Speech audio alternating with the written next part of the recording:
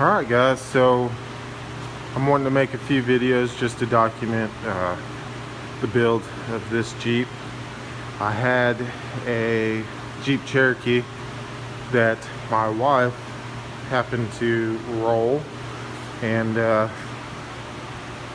so I decided to get this one. It's the most unfamily friendly vehicle other than a motorcycle you could get, but I sacrificed, and you can see I put the car seats in the back and we deal with it. We have two little boys, and you know, this is technically our family vehicle. The only other thing we have is a truck, but we're building a house right now, and after we get that house built, I'm gonna get my wife a nice, SUV.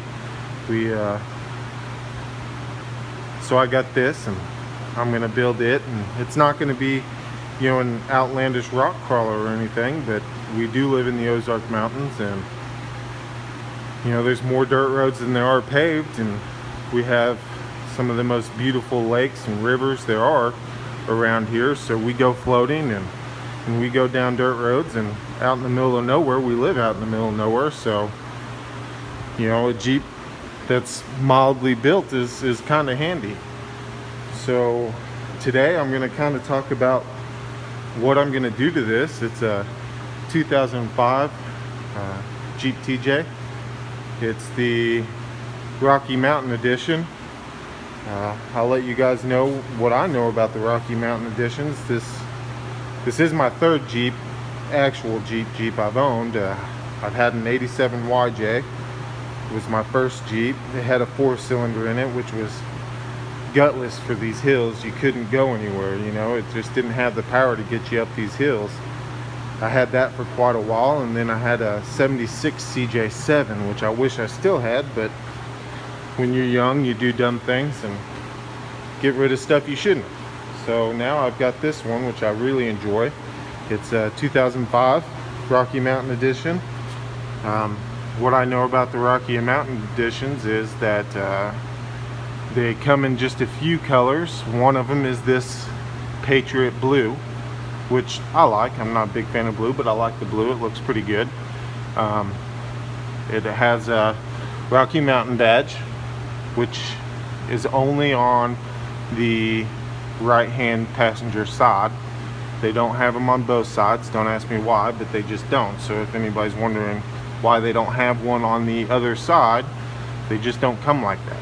They come with them on this side. I don't know why. Maybe somebody does that I don't. One of the options that comes with the Rocky Mountain Edition is color matched fender flares. I'm getting rid of these fender flares. I'm putting on some of these bushwacker pocket style fender flares, which I got off Craigslist for $100. So that'll be a video that's going to come up soon. Those things are like $500 new. I'm not doing it. So I found those used on Craigslist, and I'm going to make them work. They're a little wider, which helps keep crap from getting all over your vehicle whenever you have bigger tires like this on there. So, and I think the black really is going to set this vehicle off. I really like the satin black. As you can see, I got my American flag there on each side. I was in the Army for 8 years, so pretty proud of this flag. So I fly it regularly. This is pretty much the way the Jeep came whenever I bought it. It has, a slight suspension lift, I think probably 2 inches, that they put, coil springs on, and it's got a little body lift too, to make about 4 inches. So they could get these 33 1250s under there. I like the height. I'm not going to go any higher. I don't want to make this vehicle just hideous to get in and out of. Any higher for me would be just annoying. But and I really like the 33 1250s on there. To me, it's sorry for my bad camera angles, but for me the 33 1250s look great on there, and the height looks just perfect. So that was stock on there. I do need to redo the shocks. The shocks are blown, so they need to be changed. But other than that, I'm gonna leave it pretty much the same on the suspension wise. And the tires, I really like them. They're good tires. You know, there's quite a bit of meat left on those tires. It came with a spare with a matching wheel and tire, which is great. The only thing is, you know, you guys might know this, you might not, you don't want to keep your spare brand new and not used. You want to put that in the rotation. The reason being is that tire end up not being used and get dry rotted before it ever gets used. So if you put that bad boy in the rotation, you know, it's going to get regular intervals and get changed out, you know, at a decent time to where it's not dry rotted and just wasted. So you get a whole life out of all your tires. So I mean, you can look that up on Google. There is a rotation, you know, schematic for where you need to rotate your spares and stuff.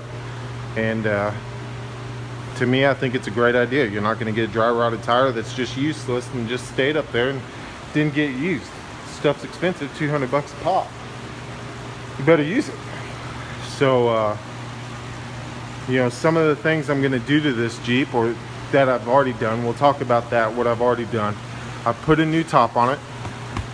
It's a Smitty built top. It's a replacement top, so they're only like 200 bucks.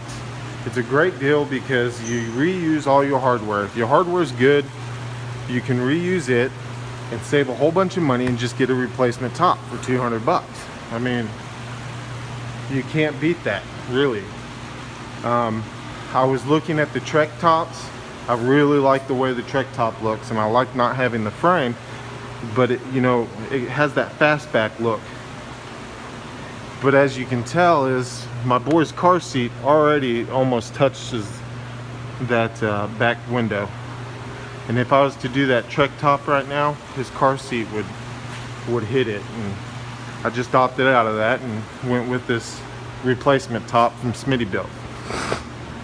It looks good, and it's a lot better condition than the one that was on there. I mean, I don't have the side panels on there or anything right now, but it's a lot better condition than the one that was on there. Other things that I've done, I put these flag stickers on there. Really love those. You know, satin, it doesn't stand out too much, but to me it looks good. It's simple little flare. I mounted these